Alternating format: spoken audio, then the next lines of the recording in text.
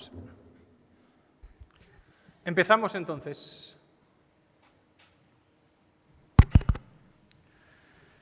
Y pues, muy buenas tardes.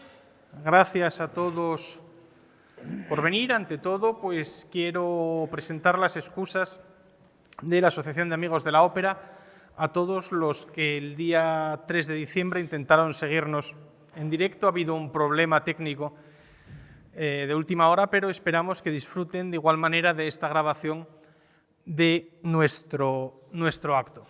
Muy buenas tardes a todos, como decía, a todos los presentes y ante todo el agradecimiento de los amigos de la ópera a la Biblioteca Ángel Casal que hoy nos acoge. Para nosotros es una satisfacción colaborar con una institución que es un pilar cultural de nuestra ciudad. Esperamos que esta presentación, pues tan atípica por las circunstancias en las que vivimos, tan atípica por los tiempos enmascarados que nos ha tocado venir, pues sea la primera de muchas más colaboraciones, de muchos más felices actos culturales.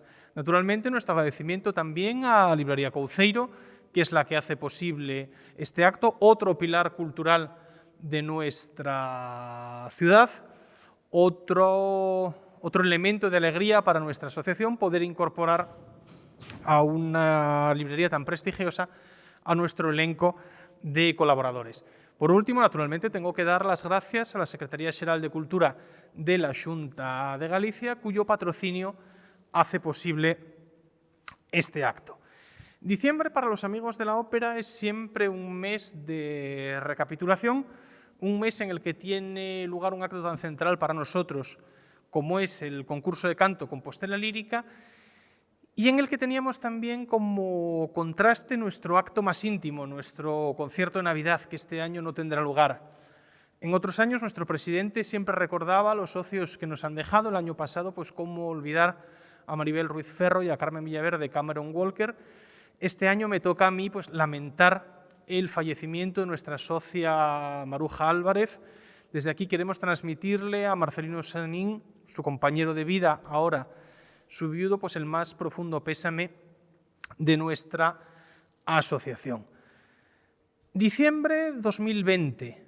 2020 iba a ser el gran año Beethoven para nuestra asociación. 2020 iba a ser un año en el que conmemoráramos al genio de Bonn y hemos tenido que esperar hasta el último mes del año para esta celebración. Una celebración largo tiempo preparada, largo tiempo deseada. Si bien este año ha sido un periodo especial para todos de confinamiento, de restricción, de cambio de nuestras costumbres, el proyecto Beethoven que hoy finalmente conseguimos traerles ha seguido madurando durante todo ese tiempo.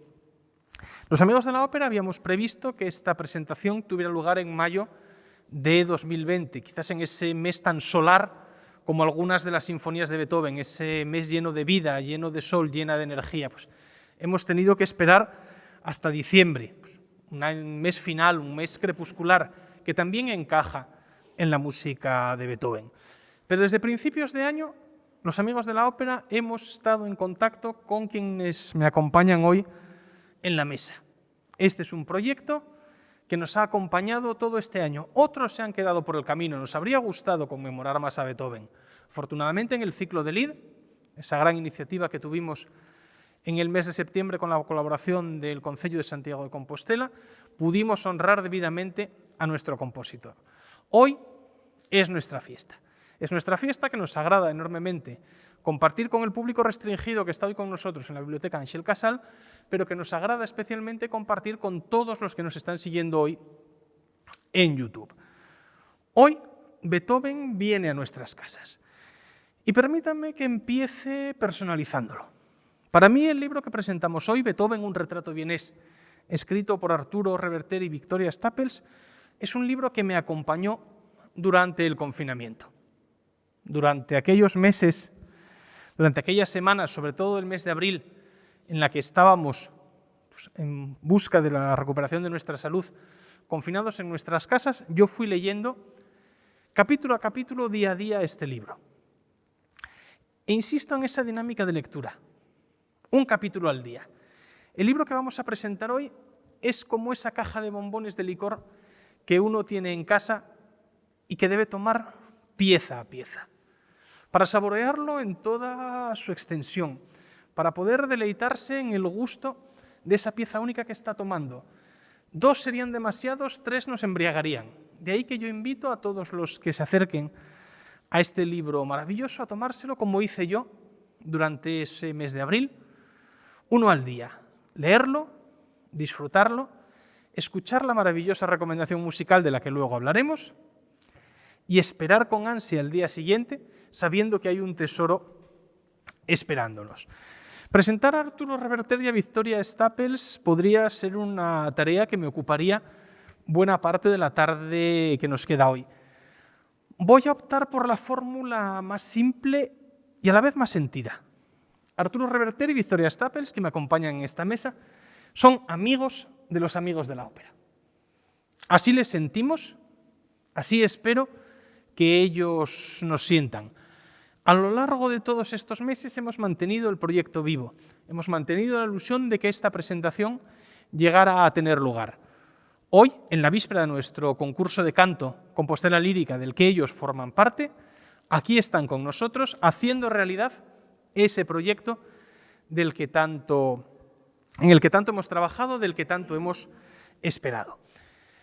Italo Calvino, en su trabajo absolutamente recomendable, ¿Por qué leer los clásicos?, dice una frase realmente ilustrativa. Tenemos que olvidar que las introducciones, que el aparato crítico, que la bibliografía son lo importante de un libro. Debemos dejar hablar a los autores. Y hasta aquí llega entonces mi parte. Voy a dejar que los autores hablen, voy a dejar que ellos, que han escrito este libro, que yo he leído con sus voces resonando dentro de mi cerebro, tomen la palabra. Arturo, Victoria, Victoria, Arturo, bienvenidos de nuevo a Santiago de Compostela. Para nosotros es un lujo, una satisfacción, una alegría volver a contar con vosotros, en nuestra programación.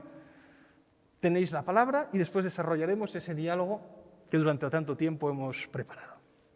Bueno, muchas gracias. Nosotros, evidentemente, estamos a la recíproca, porque aquí nos sentimos como en casa, nos tratáis como familiares privilegiados.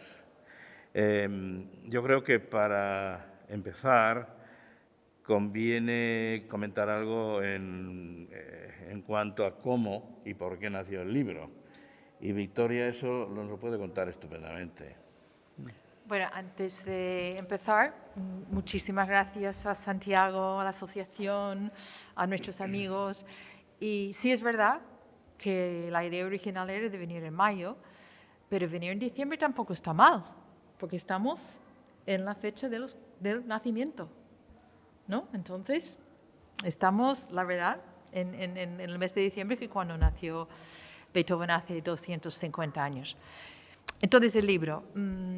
Escribir un libro sobre Beethoven hoy en día es casi un... ¿Por qué? ¿Por qué? Con la cantidad de libros que hay sobre Beethoven y libros muy buenos, uno de Arturo, de hace 20 años, y hace mucho tiempo. Sí. El libro que todos conocemos de más de 1.500 páginas de Swafford, que se publicó hace unos años, hace poco. Entonces, para nosotros el reto, porque lo pensamos, ¿nos metemos en esto o no? El reto era buscar una forma de hablar de Beethoven y decir algo, si no nuevo, buscar un enfoque nuevo. Y eso es lo que creo que hemos podido hacer aquí, porque desde luego empezamos con Beethoven y su música. No se puede hablar de toda su música en 400 páginas. Entonces era escoger una obra, una serie de obras que a nosotros nos parecieron importantísimo por las obras de Beethoven o porque a nosotros realmente nos gustó esas obras. Y luego poner su contexto. Es como si Arturo fuera el director musical del libro y yo fuera la directora de producción o escénico. Entonces, la parte mía era hablar de Viena. Y así se abrió un abanico enorme, porque Viena, en esos 35 años que Beethoven vivió en esa ciudad, Era una ciudad que vivía tantos cambios, desde los ataques y los momentos que los franceses estuvieron en la ciudad, el Congreso de Viena, cuando de una ciudad de 250 personas de repente vienen 100.000 delegados invitados durante 9 meses, y cómo cambió la ciudad. El aspecto social, que estamos hablando de un creciente clase media, clase burguesa, que está tomando las riendas de la ciudad socialmente, culturalmente, que los nobles están quedando un poquito en segundo plano, mientras que o sea, eso fue un cambio enorme. Estamos hablando de Metternich, estamos hablando de los años Biedermeier, o sea que había de todo. Pero bueno, en el libro se puede encontrar algo en cada capítulo que está muy relacionado, la música, con un momento específico de Viena o de la vida de Beethoven. Son 14 capítulos y en cada capítulo hay pentagramas al final de cada capítulo y una discografía recomendada. Y para terminar, como introducción, creo que el público no se debe de asustar, porque es un libro que es para gente que sabe de música y sabe música, pero también es un libro que puede ser para una persona que le gusta más, quizás, la historia, el momento cultural. Así que es un libro que puede funcionar para todo el mundo. Y el libro tampoco hace falta leerlo capítulo por capítulo. Aunque las obras musicales son cronológicos, si realmente lo que te interesa es saber más sobre la novena, pues te vas directamente a ese capítulo. Entonces, creo que eso sirve un poco como introducción. Sí, bueno, hay que resaltar que, bueno, aparte de los libros que has dicho tú, el que yo escribí hace muchos años, el de Schwaford, es que en medio ha habido decenas y decenas de libros, no solo en España, sino fuera de España, y sigue habiendo sobre Beethoven. Aquí en España, concretamente en este año, han aparecido muy pocos. Junto al nuestro ha aparecido uno de Marta Bella, que es una musicóloga, que habla de las sinfonías, un libro breve. Ha aparecido la traducción de la recopilación de Sonek en Alianza Editorial. Sonek, que era un crítico y escritor muy antiguo que recopiló opiniones de coetáneos de Beethoven. Ha habido uno de Ramón Gener, que es un divulgador musical muy importante, que ha salido en forma de cómic, y poco más. Realmente el año Beethoven en España, literariamente, no ha sido muy brillante. Entonces, este libro nuestro, bueno, es uno de ellos, y, como ha dicho Victoria, la originalidad parte de fusionar la ciudad de Viena con todo lo que se vivió en ella, con todo lo que significó en la cultura europea, con la figura de Beethoven. Y paso a paso vamos descubriendo no solamente la psicología de Beethoven, la producción musical de Beethoven, las relaciones de Beethoven con músicos y con aristócratas que le protegían, y al tiempo, claro, en paralelo, la historia de Viena, durante los años que Beethoven vivió en Viena, que fueron la mayor parte de su vida. Entonces es una imagen, digamos, literario, musical, evocativa, que lo que queremos es eso, que sirva para que al lector le llegue ese mensaje histórico y musical, y que al terminar el libro pues tenga una cierta idea, hasta donde se pueda, de cómo era Beethoven personalmente, con todas sus contradicciones, y cómo era la ciudad de Viena en la que vivió Beethoven, y qué consecuencias musicales, que a la postre es lo más importante, se derivaron de esa relación de la ciudad con el músico. Arturo, ¿cómo escogimos la música? Bueno, claro, ¿Por qué hay una sinfonía claro. y otra no? Hombre, había que hablar, por supuesto, de las obras fundamentales. Y como no queríamos que el libro fuera muy largo, o demasiado largo, y de hecho tiene ya 400 páginas, había que decantarse por algunas de las obras más importantes del catálogo. en torno a las cuales edificábamos todo ese complejo, ese tejido sociocultural de la Viena de la época.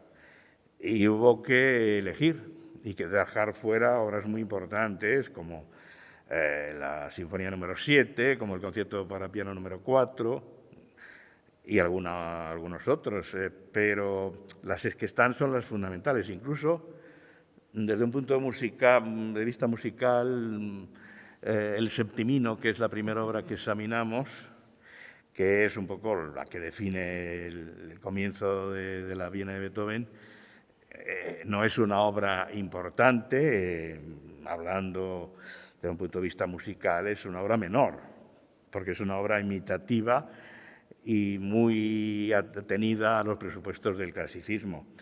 Pero, de hecho, es una de las obras más conocidas de Beethoven. Y era la obra más conocida y más exitosa, ¿no?, durante la vida de Beethoven. Claro, no era una obra que a él le gustó. No, él abominaba del Septimino, Sin embargo, aunque a Haydn, que era uno de sus mayores, le gustaba mucho, porque Haydn realmente pertenecía a otra época. Pero el Septimino ahí sigue todavía como una de las obras más conocidas del músico. Y por eso está, claro, y de paso ya aprovechamos para estudiar un poco cuál era el planteamiento de la burguesía y de la aristocracia, sobre todo de la época. Pero realmente no es una obra fundamental desde un punto de vista musical, pero tenía que estar. Y luego todas las demás sí podríamos decir que son obras maestras o casi maestras. El Concierto para violín, por ejemplo, ¿es una obra maestra? Pues probablemente dentro del mundo de la música concertante sí. Pero si comparamos el Concierto para violín con los últimos cuartetos, con las últimas sonatas para piano, con la ópera Fidelio, con la Misa Solemnis, con la novena, pues no es una obra realmente lograda, una obra maestrísima, pero es una obra importante y además muy significativa, y por eso está, como está la sonata Kreutzer, que es una obra muy importante también. En fin, todas las obras que aparecen, todas son, o casi todas, obras maestras, pero lo fundamental es que aparte de ello nos sirven para estudiar el desarrollo de la personalidad de Beethoven en torno a ellas y el desarrollo de la historia de Viena en torno a ellas y en torno a Beethoven. Un poco sobre lo de la fusión de la música y el entorno, dos ejemplos rápidos. En el capítulo 5, me parece, que es donde estudiamos las sinfonías 5 y 6, además porque se estrenaron el mismo día, era el momento de hablar, como es el pastoral, de la importancia de la naturaleza para Beethoven y su inspiración. Entonces, aparte del análisis de esas dos sinfonías, pues damos anécdotas de Beethoven en su relación con la naturaleza. Hablamos de sus veranos cuando salió de Viena a los pueblos alrededores para el mejor clima y para poder pasear. Entonces eso era el momento de combinar la música con la naturaleza. O por ejemplo, en el último capítulo donde hablamos de los cuartetos, como es el momento cuando es hacia el final de la vida de Beethoven, está sufriendo tremendamente con enfermedades, está muy, muy infeliz con su sobrino, que el sobrino además se está intentando matarse. Era el momento también de hablar de problemas de salud en Viena, que no era una ciudad saludable. Era el momento de hablar de la importancia de los estudios de medicina en la Universidad de Viena. Entonces era buscar en cada capítulo cómo podemos combinar la música con algo histórico o algo del entorno. Yo creo que también es muy importante el que al cabo de la lectura del libro uno se dé cuenta, como comentaba yo antes, de lo contradictorio de la personalidad de Beethoven. Ninguno de nosotros somos de una sola pieza, todos somos de muchas maneras distintas y a lo mejor lo que ofrecemos a los demás es un rasgo más destacado, pero todos tenemos muchos componentes, ¿no? Y Beethoven era de los que más, porque podía ser el hombre más adusto, más antipático y al tiempo el hombre más tierno, como se revela en este último aspecto, pues en sus cartas y en alguna de sus relaciones, y el cariño que sentía por su sobrino que le trajo a maltraer. Y todo eso pues ayuda a configurar, que era lo que pretendíamos también en mayor medida, la personalidad del músico, que ha pasado a la historia pues fundamentalmente por ser un hombre huraño, un hombre antipático, un hombre conflictivo, un tipo que se lavaba poco y que iba siempre desgreñado. Algo había de eso, pero a la par lo que había era una personalidad lírica, de una poesía recóndita que a la postre pues se aflora en la mayoría de sus obras maestras. Los ejemplos musicales, ellos empiezan por el septimino. Todos los que hemos crecido viendo Érase una vez el hombre, pues estamos absolutamente atados a la belleza de esa música, así que es una música que forma parte de nuestra educación sentimental. Como ellos insisten, es un libro de contexto. Es un libro en el que paseamos por la Viena de Beethoven. Es un libro en el que encontramos a los nobles de su época, encontramos al emperador Francisco, encontramos a los príncipes, a los condes Radunowski, Lichnowsky, vemos pasar de cerca al príncipe Metternich, aunque no fuera una personalidad musical particularmente destacada. Vemos el Congreso de Viena, pues, en esos momentos esenciales, es la transformación, pues, el paso que hay desde la Sinfonía Heroica a la derrota de Napoleón. Pero este libro, como ellos señalan, nos hace un Beethoven muy humano. En el fondo, la percepción que muchos tenemos de Beethoven es la de la carátula, de los discos. Vemos el Beethoven del final de su vida, ese hombre enfurecido, ese hombre que es el romanticismo desencadenado, que parece verdaderamente, como veremos después, el cuadro de Friedrich del pasajero ante las nubes.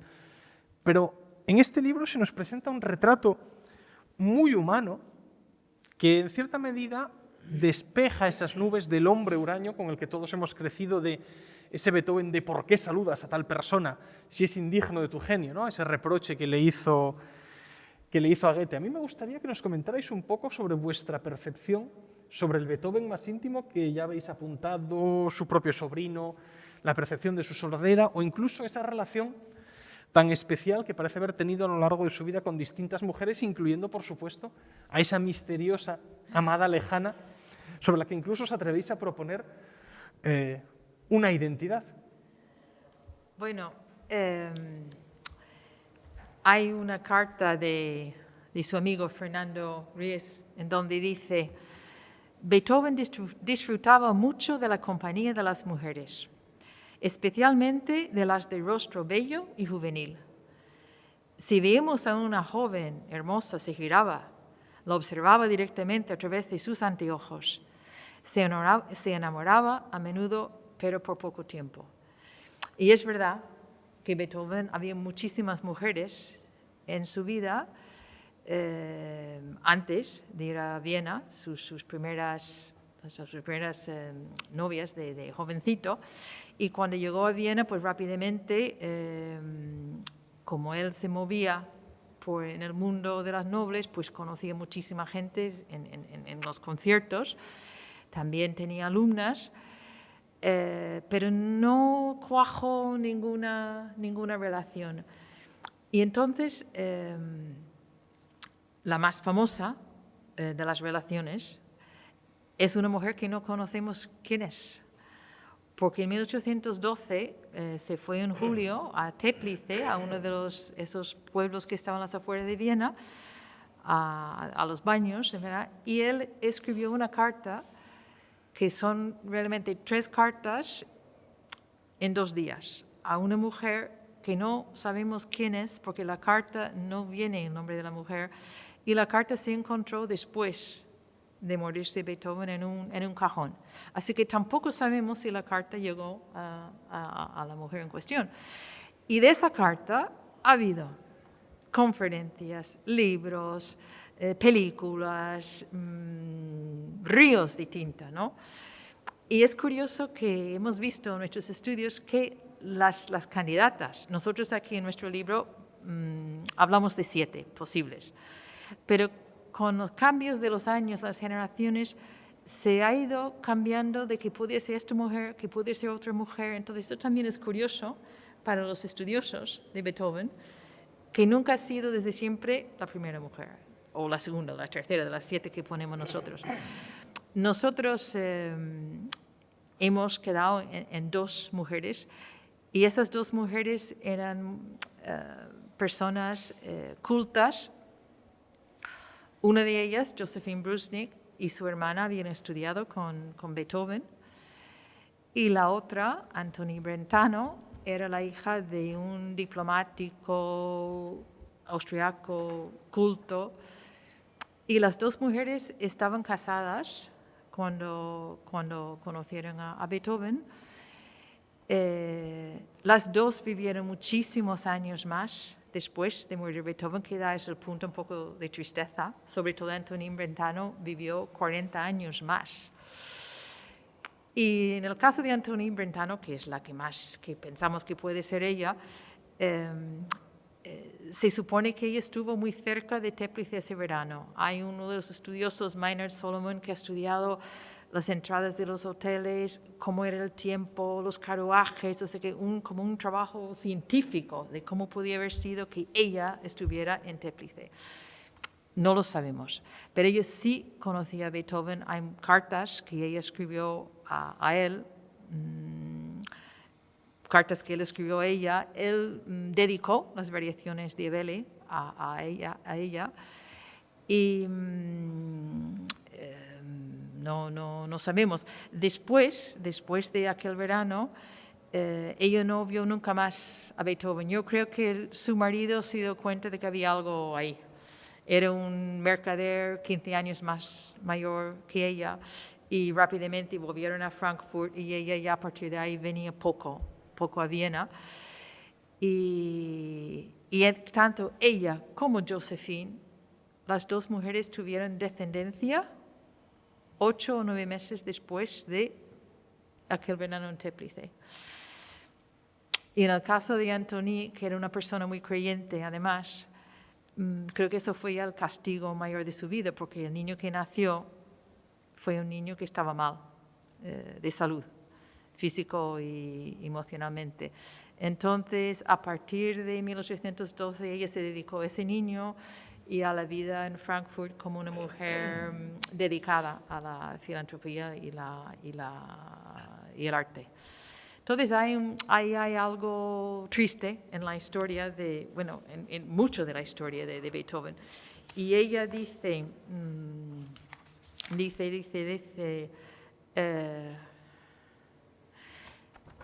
en algo de sus escrituras, dice, en un diario, dice: existe entre las personas una comunión espiritual y emocional que no es necesario preparar, se entiende en un instante. Y Beethoven, en 1816, envió una copia del retrato de un Blasius Höfel, que vamos a ver ahora, en la que escribió un grabado que representa mi rostro. Muchas personas ven en él también el reflejo de mi alma. Cuando murió Beethoven, un amigo le lo comunicó a Antonie rápidamente por carta, y ella empezó con un libro poniendo a las personas que eran importantes en su vida, y la primera persona que figura en ese libro es Beethoven. La teoría general siempre había apostado más por Bettina, pero yo creo que vuestro argumento a favor de Antonie es absolutamente irreprochable. Bueno, pero Bettina era en otro momento también. Yo era de la escuela de Bettina siempre, pero me habéis convencido y me he cambiado. Y también la Malfatti, también. He cambiado de bando después de leer vuestro libro. Los autores, sobre todo Maynard Solomon, expone argumentos de bastante peso. En todo caso, no solamente por lo que escribió Beethoven en esa carta a la amada inmortal, suponiendo que sea la Antonie Brentano, no solamente en esa carta se contiene la ternura y la capacidad amorosa de Beethoven, porque hay otras muchas cartas, muchos documentos en donde él se dirige a otras mujeres también con ese toque poético y ese amor fluido y bienhechor. Chema, lo que dice a Bettina, aquí tengo algo de una carta. Él dice a Bettina, si Dios me concede unos pocos años más, debo volver a veros, querida Bettina, así me lo dice mi voz interior, que jamás se equivoca. Las mentes también pueden amarse. Vuestro más sincero amigo y hermano sordo, Beethoven. O sea, Beethoven tenía, estos son ejemplos de que Beethoven tenía ese punto de mucha poesía en su personalidad. Claro. Ahora, hay una cosa que nunca se dice y no se habla porque es una cosa grosera, seguramente. ¿Hasta qué punto Beethoven se llevó a la cama a estas señoras o a algunas de ellas? Me imagino que no sería un angelito que únicamente se dedicaría a escribir cosas bonitas, que en algún momento tendría esas necesidades que todos tenemos, ¿no? En un mundo de WhatsApp... Pero nunca se dice. ¿Qué podemos decir de cartas como estas, verdad, que quedan para la posteridad y no un hola que has enviado por Pero tú un fíjate WhatsApp? la importancia, si queremos ligar hoy en día con alguna chica que nos guste, la importancia que sería decirles, fíjate, yo soy el autor de la Quinta Sinfonía. Eso supongo que sería fundamental, ¿no?, para conseguirla, ¿o no? Nos llevaría al terreno del reggaetón, con lo cual vamos a desviar la conversación hacia otros temas, como por ejemplo su sobrino. Yo creo que en vuestro libro le prestáis una atención muy humana a ese sobrino Karl, a esa quizá la sublimación del hijo que nunca tuvo y que ha transferido sus afectos hacia él. Bueno, lo de Karl es un poco como las mujeres, que vemos el aspecto muy humano de Beethoven, porque muchas veces se habla de Beethoven como una persona que maltrataba a este niño, ¿no? O que el niño era un chico cafre que no quería atender a su tío. Pero si nos ponemos con los hechos, este chico se quedó huérfano de padre con 9 años. Y porque Beethoven era bastante más importante en Viena que su madre, pues la madre era una persona tampoco... incluso había estado en la cárcel. Que Beethoven odiaba. Y Beethoven la odiaba, le llamaba la reina de la noche. Y él consigue quedarse con el niño, ¿no? Porque además que su hermano había dejado escrito que Beethoven tenía que ser guardián de ese niño. Pero el caso es que este niño está obligado a vivir con Beethoven. Y un niño de 9 años viviendo en una casa que a lo mejor y cambiando de casa continuamente, porque Beethoven nunca vivió en ninguna casa de Viena durante mucho tiempo. Y sin su madre muchas veces se escapaba de la casa de su tío para volver con su madre. Pues fue una relación muy complicada. Y sin embargo, Beethoven quería mucho a ese niño a su manera. Y esa frustración de ponerse en plan desagradable, porque era la frustración de que él no sabía realmente cómo crear ese niño. Él hacía todo lo posible para que el niño estudiara. Lo llevaba a clases diarias a Karl Czerny, que era alumno suyo, el pianista. Y no había manera. Y el niño, que se iba creciendo hasta los 20 y tantos, pocos años, que es cuando el niño ya no puede más y hace ese intento de suicidio. Y son 2 intentos. Y sobre todo el segundo intento es que cuando Beethoven, es que para él es como ya casi el final de su vida, porque está mal físicamente, está componiendo los cuartetos y encima su sobrino quiere matarse, dice que está cansado de la vida. Entonces yo creo que hay que pensar un poco, ponerse en el contexto de que no era nada fácil para el niño, no era nada fácil para Beethoven. Y sin embargo,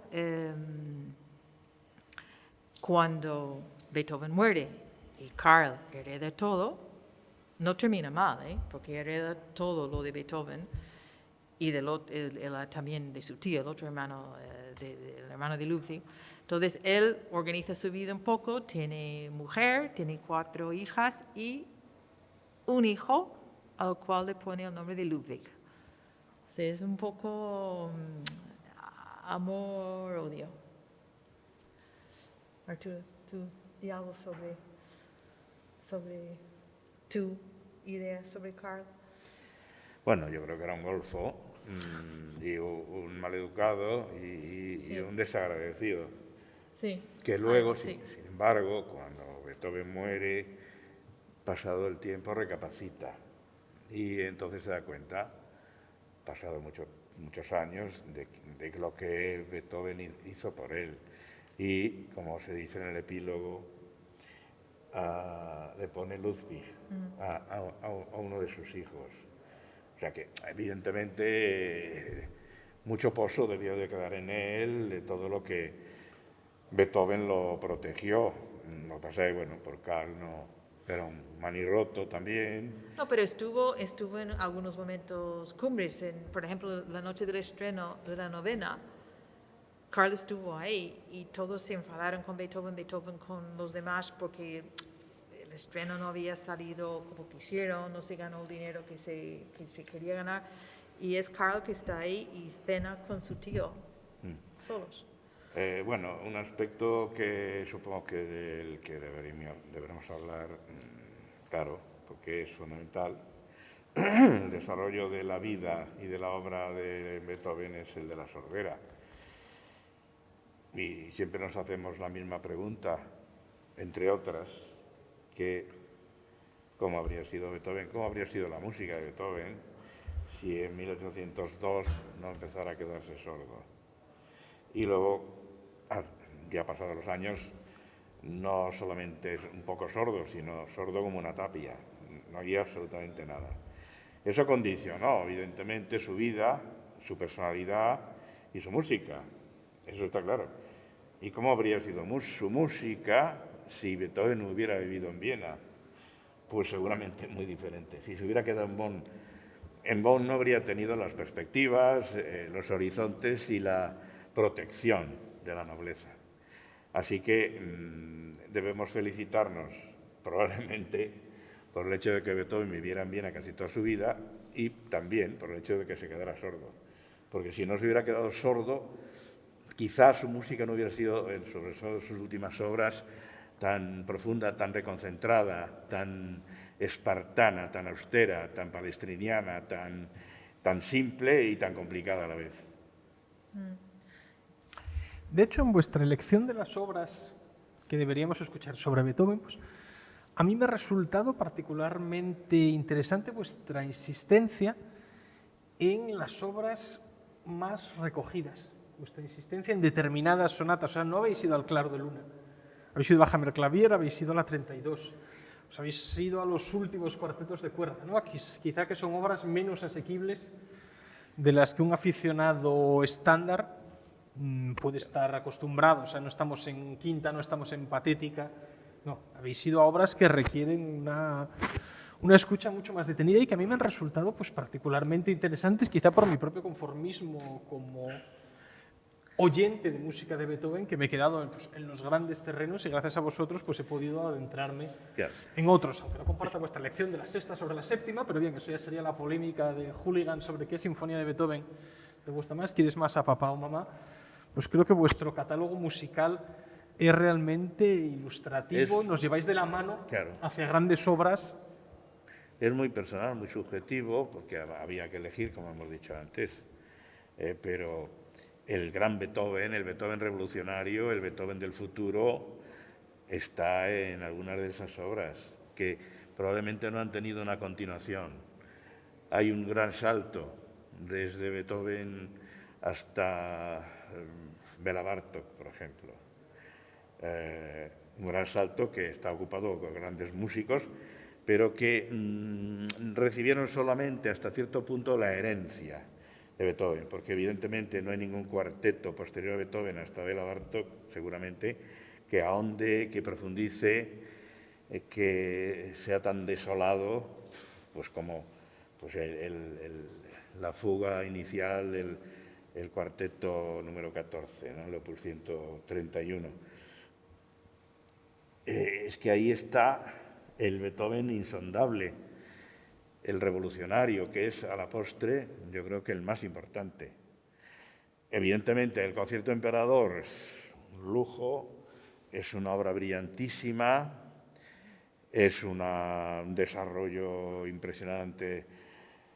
Solo el primer movimiento dura más que una sinfonía de Haydn, como pasa con la Heroica, desde otro ángulo. Y probablemente el Emperador no es una obra tan profunda, tan equilibrada, tan poética como el concierto número 4, pero el Emperador es el resplandor romántico de una época y por eso está. Pero el Beethoven, que realmente es realmente único, irrepetible, revolucionario, rupturista, es el que parte de la Heroica y pasa a través de las obras siguientes para aterrizar en Fidelio, seguir con la Missa Solemnis, la novena y los últimos cuartetos y las últimas sonatas para piano. ¿Por qué está la Gemelklavier y no está la Claro de Luna o la Passionata o los Adioses? La Gemelklavier es una obra que tampoco ha tenido realmente una continuación. Fue una obra que significó en el mundo del piano lo mismo que la Heroica en la sinfonía. Es una ruptura total con el pasado y una mirada hacia el futuro. No se había hecho nada parecido y hoy en día todavía a los pianistas se les indigesta la Gemelklavier, porque es una obra inesperada, complicadísima, dificilísima de tocar. Y la Opus 111, la sonata número 32, es un poco, bueno, el fin de una vida, la poesía elevada al cubo, el fin de un sueño. Es totalmente distinta a la Gemelklavier, pero es la espiritualidad elevada al cubo, no hay más allá. Es el Beethoven desnudo, el Beethoven más lírico y el que nos puede llegar más al fondo del alma. Y la música de cuerda, porque siempre,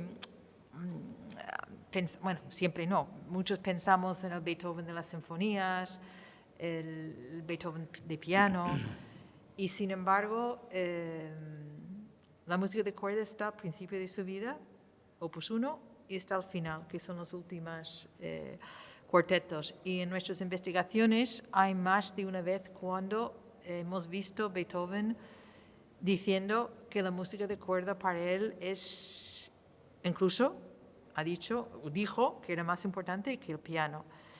Y una de las personas que recogimos en la bibliografía, un musicólogo, dijo posiblemente para Beethoven la música de cuerda, un instrumento, el violín por ejemplo, le llegaba mucho por el tema de la vibración, que él no podía escuchar lo que estaba tocando en el piano, pero por lo menos en el violín pues había la vibración de los dedos, entonces de alguna manera podías sentir la música. Yo te pregunto sobre la música de cuerda. Bueno, sí, es evidente, pero es una cuestión física. Y él, de hecho, lo dijo más de una vez, que era la música que más le llegaba. Y, de hecho, ahí tenemos sus últimos cuartetos y antes los Razumovsky. Pero, claro, luego escuchas las sonatas y te tira para atrás. Y escuchas la Missa Solemnis en otro orden de cosas y te tira para más atrás o para más arriba. ¿Dónde era más revolucionario como compositor? Yo creo que, bueno, en todo, bueno, en el piano, por supuesto, en la cuerda, en el cuarteto de cuerda y en la utilización de la voz. En la Missa Solemnis es un grito desmesurado, es una obra increíblemente dislocada, que no se atiene a ningún orden previo, que tiene un tratamiento vocal inesperado y exigente. No se puede cantar la Missa Solemnis como se canta su otra misa, ¿no? Ni se puede cantar como una misa de Haydn o una misa de Mozart o incluso Requiem de Berlioz, que es una obra que también es un puro grito. Pero es una obra que exige unas prestaciones orquestales y vocales extraordinarias, y por eso siempre nos da la impresión, cuando la oímos, que están gritando. Están cantando de una manera muy dislocada, porque no era costumbre escribir esas tesituras para un coro. Siempre se ha dicho, bueno, Beethoven es que no sabía tratar la voz humana. No. Lo que pasa es que la trataba de otra manera. Y lo que pasa es que pedía a las voces otras cosas que no estaban acostumbradas a dar. El aria de Florestan en Fidelio, cuando empieza el segundo acto, pues es un aria que empieza con un recitativo muy tradicional y de repente, después del primer tema lírico, empieza aquello a alterarse, aparece un oboe agitado y empieza la locura, el hombre que está preso y cree que ya no va a ver nunca más a su mujer, tiene una aparición, la imagen de su mujer, de Leonora, se altera, empieza a elevar el tono de voz. Aquello es un alarido, pero para eso la voz tiene que elevarse por encima de la tesitura normal. Y estar cantando, pues, mintiendo la natural, si bemol por arriba. Y eso no hay tenor que lo aguante, por eso siempre nos da la impresión de que los tenores gritan. Y también hay que tener en cuenta que hoy en día los tenores que se eligen para cantar Florestan son tenores dramáticos, geldentenores o tenores pinto, de voz cúlea. Sin embargo, Beethoven escribió este personaje para un tenor italiano afincado en Austria, Ravicchi, algo así, creo que se llama Ravicchi, que era un tenor ligero, no ligero, pero lírico ligero, que cantaba óperas de ese tipo, óperas de Mozart. Por eso hay que tener mucho cuidado a quién se da y a quién se elige para cantar ciertos papeles. El de Beethoven no todo hay que dárselo a voces excesivamente hercúleas, porque esas sufren más al cantar en tesituras elevadas. A este propósito no puedo dejar de recomendarles otra obra absolutamente de referencia para todo aquel aficionado a la ópera, que es El arte del canto, del propio Arturo Reverter. Yo creo que nos ha hecho otro análisis de la voz humana en lengua castellana pues más detallado. Este retrato literario que estamos haciendo de Beethoven, pues para nuestra presentación de hoy, nuestros conferenciantes nos han preparado una colección de retratos de Beethoven, que se inicia en 1803 con este que están viendo detrás de mí, de Christian Hornemann, y que coincide pues, precisamente con el inicio de su sordera. Yo creo que la imagen plástica de Beethoven ilustra perfectamente esa evolución del personaje, así que Victoria, pues te dejo a ti la palabra para esta cuestión. Bueno, en el libro hablamos de los 12 retratos que vamos a ver aquí ahora, porque es una manera quizás de ver cómo era Beethoven en distintos momentos de su vida, de ver el cambio en él emocionalmente, ¿no? Aquí, por ejemplo, eso es de los primeros años en Viena, se ve un señor muy bien peinado, muy elegante, ¿no? Y el pintor era un danés, y le hice ese retrato como un compositor de los salones vieneses, ¿no? Y este es de un pintor, Mahler, que hizo 4 retratos de Beethoven durante toda su vida. Este es quizás el más famoso, desde luego es uno que a Beethoven le gustó mucho personalmente, y lo prestó más de una vez a una amiga, ¿no? Y luego lo tuvo que devolver. Y es la época de la heroica. Y que también es de esa primera época, fue un encargo del primer benefactor de Beethoven, el príncipe Lichnowsky, donde Beethoven vivió los primeros 2 años cuando vivió a Viena. Los siguientes 3 son de la época del Congreso de Viena. Este es el que mencioné antes cuando estuve hablando de Anthony Brentano, que él regaló a ella. Höfel era un pintor muy jovencito, tenía 22 años, creo que se le lanzó la carrera con hacer un retrato de Beethoven. Esto es sobre un grabado de un francés, ¿no? Y entonces Höfel sacó su apariencia de lo que quería decir. Este de Haeckel, ahora vemos que Beethoven está cambiando, ¿no? Se ve una mirada un poco más bueno, testarudez, esa mandíbula angulosa. Y aquí tenemos Mahler de nuevo. No es nada atractivo en comparación con el primer retrato que hizo. La mirada de Beethoven es como más gélida, ya ha perdido su aspecto más elegante y más inocente, ¿verdad? Tenemos la misma edad, Beethoven y yo, en este retrato. Pues tú estás muy bien, Chema. No tengo tal pelazo, pero... Y ahora vienen tres que son de la época de 1818 a 20. Arturo y a mí nos gustó mucho. Incluso lo comentamos durante un par de semanas o incluso un mes como posible portada del libro, porque es muy potente. Es lo que queda del original que se perdió. El original era de cuerpo entero con el sobrino Karl durmiendo debajo de un árbol. Y von Clover se había ido a donde estaba Beethoven aquel verano de 1818 y estuvo con él durante el verano, y esto es precisamente en la época del Hammerklavier, que se termina en el otoño. Y este retrato de Schumann es de la misma época. Y el amigo de Beethoven, Schindler, dijo que tenía un gran parecido al compositor.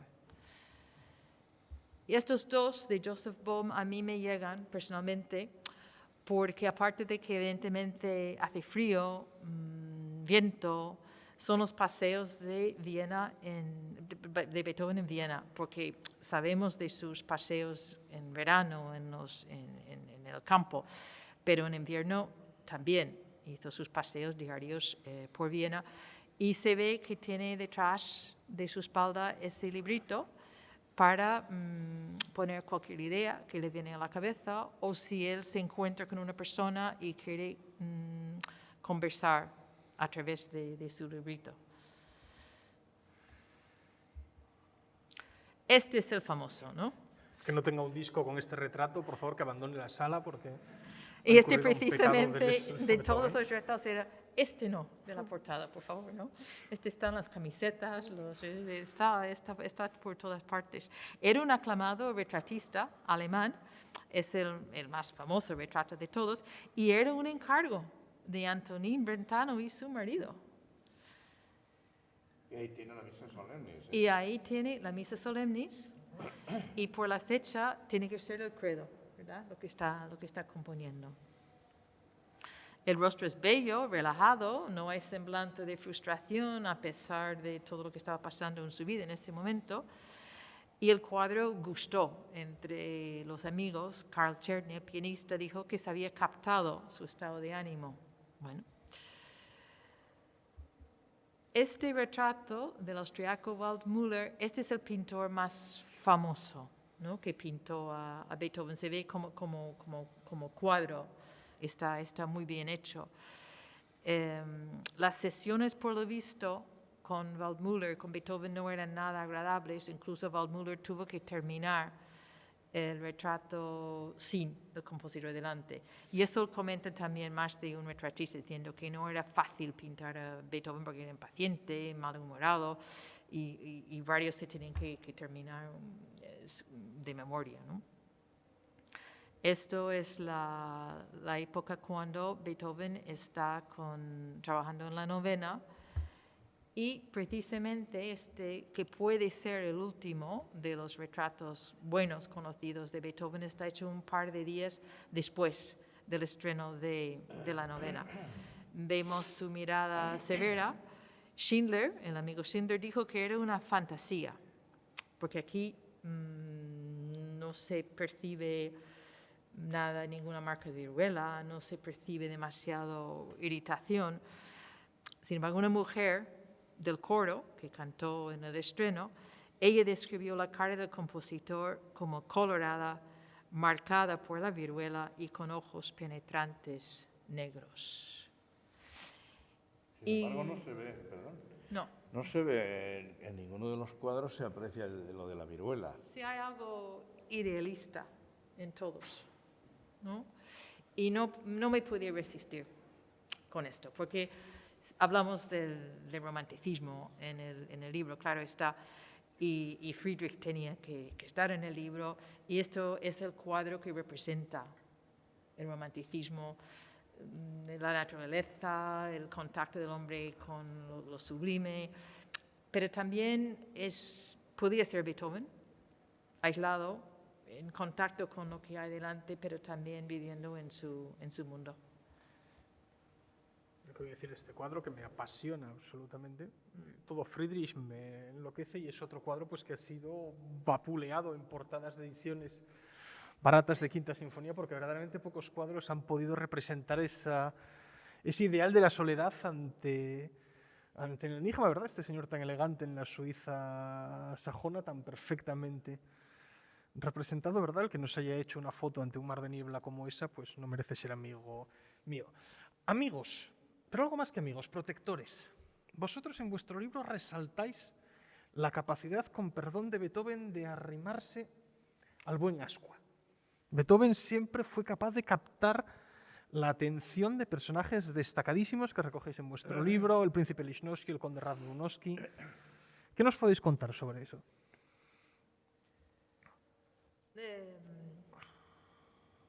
Sin estos nobles, bueno, no sabemos cómo hubiera sido el genio de Beethoven, pero si lo comparamos con Schubert, que no tenía ayuda ninguna, es que Beethoven llega a Viena con 2 cartas de presentación muy importantes del elector de Colonia, el conde Wallenstein, y esas cartas de presentación, que hoy en día sería el enchufe, ¿no?, le abrió las puertas de la ciudad. Y tenían no un noble o 2 o 3, es que tenían varios que estaban siempre pendientes de él. ¿Qué es importante aquí? Aparte de que les proporcionó casa y dinero, e incluso en un caso un caballo, era el hecho de que fueran personas cultas, con grandes colecciones ya de arte, de música, relacionados entre sí, y celebraban conciertos en sus palacios. Con lo cual, Beethoven rápidamente conoció la flor y la nata de la sociedad vienesa, tanto el público como los músicos. Y uno de los músicos muy importantes era un violinista joven de 18 años que se llama Schuppanzich. Y ese violinista era clave en la vida de Beethoven porque él llevaba la música de Beethoven por todo el mundo, hasta Rusia. Y Schuppanzich y sus compañeros que formaban el concierto de Schuppanzich eran personas que trabajaban muy cerca con Beethoven, tocando su música. Beethoven tenía como un cuarteto profesional con quien él podía intercambiar ideas, podía, a ver, vamos a escuchar esto, vamos a escuchar el otro. Eso era muy importante para él. El hecho de que en el palacio de Lobkowitz era de los pocos que ya todavía tenía una orquesta a su servicio cuando llegó Beethoven a Viena. Entonces ahí es donde Beethoven hizo un par de audiciones de la Eroica antes de presentarla públicamente. O sea que aparte de la ayuda económica, se abrieron todas las puertas para conocer lo que era la sociedad vienesa, ¿no? Y esa sociedad que iba cambiando, pero sin estas personas no sé si hubiese sido tan fácil. Palacio Lobkowitz, si no me falla la memoria, está a 2 pasos del Palacio Imperial en Viena, según se ven desde el Kohlmarkt, así que ya refleja la importancia social de sus protectores, pues más que próximos a los Habsburgo. Habsburgo, que también fueron protectores de Beethoven, como muy bien contáis en el capítulo dedicado pues, a esa maravilla, ¿no?, a ese trío de los tríos, al trío archiduque, pues dedicado al archiduque Rodolfo de Habsburgo, que después fue arzobispo arzobispo de Olmütz, ¿no? Primado de Bohemia. Sí. Realmente yo creo que Que reflejáis la muy misa bien. solemne era para él. Exactamente, reflejáis muy bien, era para su entronización como arzobispo, ¿verdad? Pues reflejáis muy bien esa capacidad de Beethoven de ser admirado por las personas principalísimas de su tiempo. Claro. Que Beethoven tuvo esa protección hasta el punto de que, bueno, cuando él se quiso ir a Kassel, donde le ofrecían un buen sueldo, rápidamente los Kovic y compañía reaccionaron diciéndole que le daban tanto. Hay que comparar el tratamiento que le daban a Beethoven, y antes mencionaba yo el que le daban a Mozart, cuando el arzobispo Colloredo, uno de los ayudantes de Colloredo, el arzobispo de Salzburgo, le despidió a Mozart con una patada en el culo. Y el tratamiento, o no tratamiento que tuvo Schubert, que no se comió una rosca y tenía que andar lampando de tasca en tasca, bebiendo vino del Rin y componiendo Lieder al tiempo. No, es que es totalmente distinto. Porque además, cuando la burguesía empezó a adquirir poder y a hacerse también dueña del cotarro y a personalizar y a protagonizar el desenvolvimiento de la vida cultural, Beethoven siguió siendo el predilecto de esos señores. O sea que nunca podremos hablar de que Beethoven estuvo maltratado, sino todo lo contrario. Y, bueno, siempre pensamos, y antes lo hemos planteado ya, que habría sido de Beethoven si no hubiera tenido la protección que tuvo. Y volviendo a Schuppanzig, este violinista, él era la primera persona que en Viena organizó los primeros conciertos de abono. Aparte de ser parte del primer cuarteto profesional, él movía el tema de escuchar música en Viena. El primer año que organizó sus conciertos de abono, lo celebró en una casa en el norte de la ciudad a mediodía, con lo cual no hacía falta tener tantas velas. Y cuando vio que funcionó el primer año, pues ya el segundo año ya en el centro de la ciudad. Y gracias a estos conciertos, pues se empezaba a escuchar los cuartetos, no solamente de Mozart y Haydn, pero su admirado Beethoven. Y era un momento que la música de Beethoven llegaba cada vez más a lo que eran las clases, la burguesía. Yo creo que eso queda magníficamente representado en vuestro libro, cómo nos contáis la salida de las casas de los nobles a una música burguesa, cómo se pasa de ser, pues como muy bien decís vosotros, el criado de Colloredo, el criado del príncipe Esterházy, como era Haydn, a un artista ya que está reclamando su sitio en el mundo, ya no con independencia del genio que tiene, nadie va a discutir el genio de Mozart, sino un Beethoven que ya reclama su centralidad como protagonista de la vida cultural. Como tú dices, Haydn en realidad era un asalariado que estaba a sueldo en la corte de los Esterházy en Hungría. Y, hombre, era un hombre bien pagado y bien tratado, y allí, gracias a eso, pudo hacer la mayor parte de su música, pero no dejaba de ser un empleado, lo mismo que había sido Mozart. Pero Beethoven no era estrictamente un empleado, era un protegido. Sí, pero también era un autónomo. Y era un autónomo. Que tenía que organizar, por ejemplo, en el capítulo de la novena, lo difícil que era organizar ese estreno, ¿no?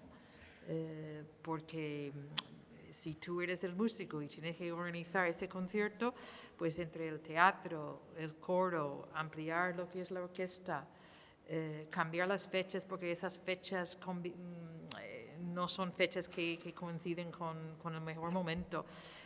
Para la novena incluso tuvieron que hacer algunos de los ensayos con los solistas en su casa, porque había ensayos en el teatro de un ballet, ¿no? Entonces, requería también, él estaba protegido, pero él se quejaba de que, bueno, yo soy el artista, porque tengo yo que también organizar tanto. Claro, y ahí la cantidad de anécdotas que hay, en algunas se cuentan en el libro, de a qué circunstancias llegaron algunas de las presencias de Beethoven en actos públicos, ¿no? Ya sordo, como una tapia, como cuando se estrenó la novena, por ejemplo, que no se enteraba nada Yo creo que es una de las imágenes más conmovedoras, ¿verdad? Sea verdad o mentira, lo de la soprano llamándole la atención de acaba de crear usted la obra, para mí, cumbre de la historia de la música, y teniendo que llamarle la atención al genio para decirle, fíjate tu triunfo, fíjate lo que nos acabas de crear. Pues sí. Yo ya no sé qué más decirles, solo les puedo decir que lean el libro. A mí verdaderamente esta conversación maravillosa que hemos tenido me ha dado ganas de volver a releerlo. Sobre todo les invito a escuchar la música que nos proponen, a seguir esa guía de audición que verdaderamente le lleva a uno de la mano para recorrer la obra de Beethoven. Qué mejor manera de celebrarle en su 250 aniversario. Si os parece, vamos a ofrecer la palabra a nuestro público por si alguien quiere plantear alguna cuestión antes de que cerremos. Claro, lo que es una pena es que por circunstancias técnicas no hayamos podido escuchar algunos fragmentos que teníamos escogidos y sobre todo despedir esto con el final de la ópera Fidelio, que es nada más, el acabose, la reconciliación universal, el triunfo del amor y el triunfo de la ciudadanía. Vamos a recomendar esa versión para que se pueden buscar al público en No, YouTube. de hecho, Sí, vamos a aprovechar la ventaja que nos ofrece el soporte técnico en el que les estamos ofreciendo esta charla. Podrán encontrar los vínculos de las grabaciones que nos habían preparado Arturo y Victoria al concierto de violín en concreto. La recomendación es a ese segundo movimiento y al final de Fidelio en los comentarios que aparecerán al pie de este vídeo en la grabación de YouTube que están viendo ustedes un poco más abajo de nosotros, pues encontrarán esos dos vínculos y así podrán escuchar directamente la música que ellos nos proponían. Si alguien desde la audiencia, a la que agradecemos de nuevo su presencia en esta lluviosa tarde de Santiago, que nos ha recordado claramente dónde vivimos ahora que se levantan las restricciones, pues tienen ustedes la palabra. Y si no, que callen para siempre. Yo los veo ya equipados con el libro, veo gana de leer el libro, de verdad va a ser verdaderamente fascinante. Yo me permito insistir en mi recomendación de un capítulo al día para disfrutar de esta obra como debe ser, contener el deseo voluptuoso, romántico puramente, encarnado por Beethoven, de esa lectura apasionada de comérnoslo todo un día, un capítulo, una obra, e incluso dos audiciones de la misma obra que pueden hacer verdaderamente maravillosa la experiencia de este libro. En nombre de los amigos de la ópera no me queda sino entonces agradeceros de nuevo vuestra presencia hoy aquí, agradecer al público que nos ha acompañado en esta sala y que hace verdaderamente que esto sea un acto humano y no hablar contra una cámara vacía, sino verdaderamente sentirnos acompañados por personas que aman a Beethoven, que aprecian a nuestros amigos Arturo y Victoria, que han estado hoy con nosotros. Reitero mis disculpas a los que intentaron conectarse el 3 de diciembre y espero que a partir del 4 de diciembre, fecha en la que este vídeo está disponible, pues disfruten ustedes de esta charla, disfruten del libro. Gracias a la Biblioteca Ángel Casal por acogernos hoy, gracias a la Librería Couceiro por ofrecernos el soporte para esta presentación, gracias a la Xunta de Galicia por el patrocinio constante que ofrece a nuestras actividades. Arturo, Victoria, muchísimas gracias en nombre de los amigos de la ópera.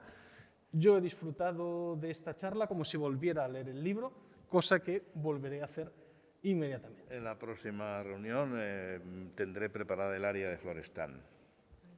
Queda el reto encima de la mesa.